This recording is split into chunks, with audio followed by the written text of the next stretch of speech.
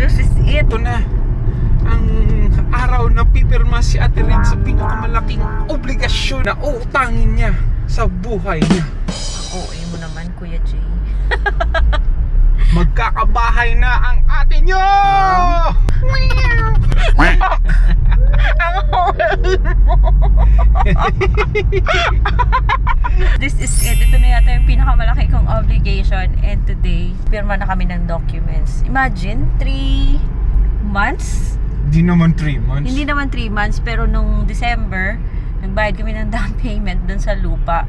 Tapos January, nag-submit kami ng application namin sa bangko. On our side, bali January pa lang, kompleto na tayo, No, ang diba? tagal pala. Ha? Ang tagal! No, on our side, January pa lang, nag-submit na kami ng requirements. Tapos nung last week of Feb pa nakatapos yung developer dun sa side nila, yung sa title, tax clearance, tsaka yung tax declaration. Pero yung builder natin, January pa lang, 1 week after kaming nag-send ng document sa bangko. Tapos na, nakapag-comply na rin. So, dun kami na-delay sa developer side, bale. Second week of February, bale, dun pa, nung nakumpleto na yung requirements, nagbayad na rin kami ng 5,000 na assessment fee sa BDO. Mga inabot ng 3 weeks, ano? So, inabot ng 3 weeks. Kasi, so 3 weeks na yan, may tumawag pa, ni-recalculate pa. So, if you guys want to see kung ano ba yung mga requirements ng BDO, you can check my previous vlog. Ay, nag-vlog in. And if you guys want to see what to expect pagkatapos mo masubmit yung lahat ng documents, yung mga nangyari within those 2 weeks, check my previous vlog. Siyempre, like and subscribe. And then, kung gusto nyo rin, nakalimutan ko na.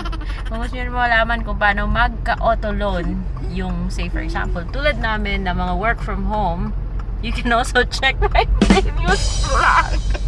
Ang kapal, ang kapal. Ang dami nag-plug in. Ang kapal ng mooks. So, dahil 1 o'clock pa yung appointment namin, lunch muna. Mamaya ko na ito gagalawin. Tayin ko munang bumalik yung asawa. Tantrums yung bata kasi yung anak namin dahil hindi kami pala pumunta ng mall. Iiyak lang yun sa bangko. I'm sure matatagalan kami doon. Hinatid mo siya ng asawa ko sa bahay kaya hintayin na muna ako bago ako mag-start.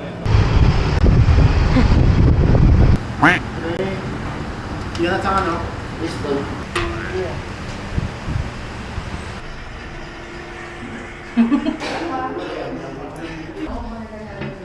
I-edit na sarili niyong vlog sa cellphone. Guys, like and subscribe. Si Krista JD.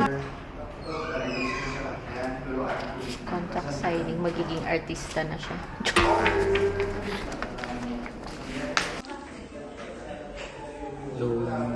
Damo ganyan. Nangangayayat na nga yung kamay. Kita nyo to guys. Terms and conditions. Ito yung mga palagi nyo lang siniskip yung mga ola, yung scroll down kayo tapos mag-okay. Kaya ito, babasahin mo talaga kasi pipirmahan mo yung kada page. Ha? Wala na.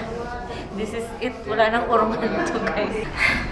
Next, magbabayad kami sa baba ng bank fees. Nasa Dirty Kitchen ako nang inupahan namin bahay. And finally natapos din guys. It's been a long afternoon. So pagkatapos namin mag-document signing dun sa BDO, pumila ako dun sa baba. Dun sa bangko. Kasi kailangan ko magbayad ng bank fees. I don't know if depende siya sa amount or ganun talaga yung standard regardless of the amount. Basta may bank fees siya. I-enroll ka nila sa insurance at saka sa life insurance. Fire insurance, life insurance. So, kasama yun sa bank fees, sa registration.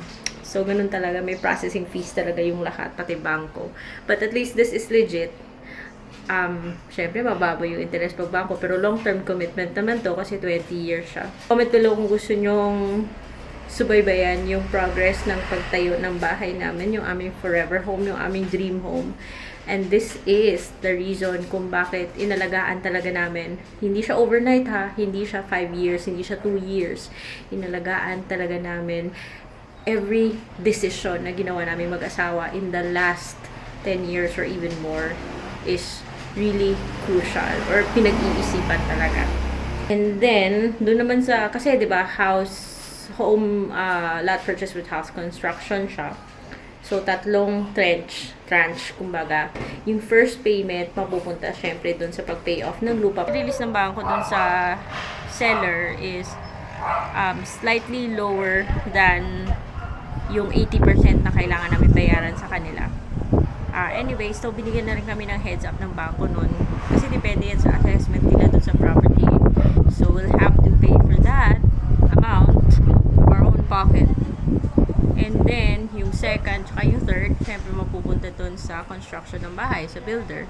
But before i-release yun sa builder or for the construction, kailangan matapos muna yung 30% of the construction. Finally, may bahay na kami. Well, of course, I know it's not ours until we've paid off the loan entirely. And we have to 20 years. Yung term is 20 years, guys. Commitment. Seryoso na to. So, finally, eventually, stop na kami